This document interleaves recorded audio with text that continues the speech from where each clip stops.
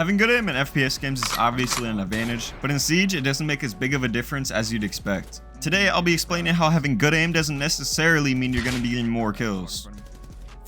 I'm sure you've seen players like Spoit, Bolo, and Shaiko absolutely dominate games with flashy mechanics and perfect aim. What you might not know is these flashy mechanics are 100% optional. Siege is a team-based game that focuses on coordination and communication more than just running around and getting kills. Each operator having specific roles and playstyles is what makes the game so unique and keeps it from feeling like another COD lookalike. In a game where it only takes one bullet to get an instant headshot kill, you'd think that having good aim would be a huge advantage. But you're only halfway right. Being able to hit nasty flicks can only get you so far. Imagine trying to hit an insane flick on a target 10 times in a row. If you're lucky, you'd probably hit 5 or 6 out of the 10 total. Now imagine pre-aiming or setting up your crosshair where you think they are. Crosshair placement kills are much more consistent than flicking, and it's something that literally anyone can learn in a short period of time. Consistency is always better than pure luck, even if the flashy flicks look cooler. Practice crosshair placement and you will see an improvement in KD 10 times faster than if you sit in shooting range all day working on flicks and mechanics. When you think of professional video game players, you probably imagine the most mechanically skilled people you'd ever see, right? Well, you'd only be halfway right. If you've ever actually watched R6 Pro League, insane mechanical skills only make up about 10% of the gameplay. And that's honestly exaggerating because it's a lot less. Most of the gameplay you'd be watching is very thought out, well executed plays that try to counter and predict what their opponent is doing. In a way, Siege is a huge game of chess, pretty much just using brains against each other to try and get the advantage. Each of these players spend an insane amount of time and hours scrimming against other professional players, meaning they build up a special level of game sense that you don't see anywhere else. That's why you've probably heard people say that even the highest level of ranked is nowhere close to the skill level of Pro League. So if professional players hopped into ranked, they would absolutely dominate and have high KDs. But this isn't because of insane mechanics. Well, I guess maybe part of it is. But most of it comes down to game sense. Game sense is really what separates a mediocre player from a great one. Things like proper crosshair placement, good execution of strats, and the ability to read what your opponents will do and adjust to it are all examples of good game sense.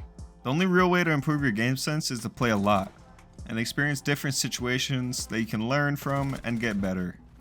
So obviously winning games is what makes you rank up, and being consistent will make you win more often. Like I said earlier, it is so much easier to have consistent crosshair placement and game sense than to consistently hit flicks. So the question is, how do you get consistent results? Well, the best way to find consistency is to practice until it becomes second nature.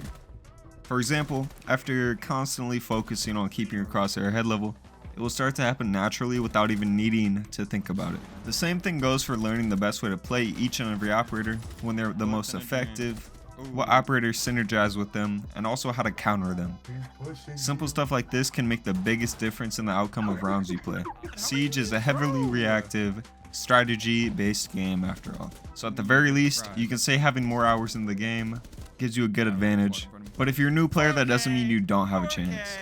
Okay, let's get it. One of the most important things I've learned over my time of playing Siege is how important staying in a calm mental state is. I'm not sure if you've ever noticed this, but when you're out of your ordinary state of mind, your decision making is altered. Whether that's not thinking things through as much when you're mad, or overthinking when you're anxious.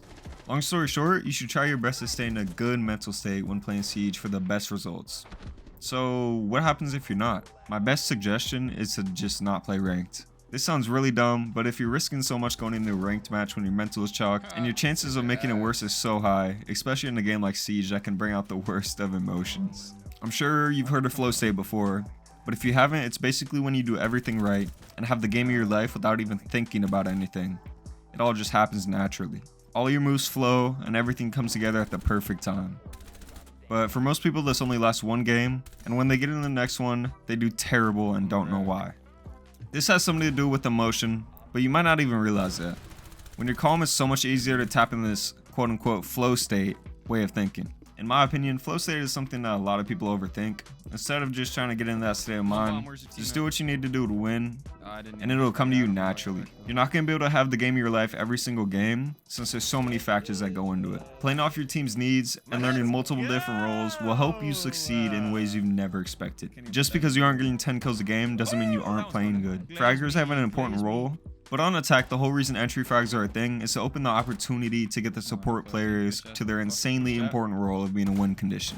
If you haven't noticed by now, Siege is so heavily focused on playing as a team, and that's why individual stats don't really mean as much when you look at it from a perspective of winning games. I mean, sure, if you drop 15 kills, you're helping the team, but you should really look at how many of those 15 were round-changing kills. Because I know some of you watching this video have seen someone that will bait for kills and then complain to the team about not doing anything, even though they sat outside waiting for people to swing them for a full 2 minutes and 30 seconds. At the end of the day, I hope you think about how you can help your team win instead of thinking, how can I get more kills?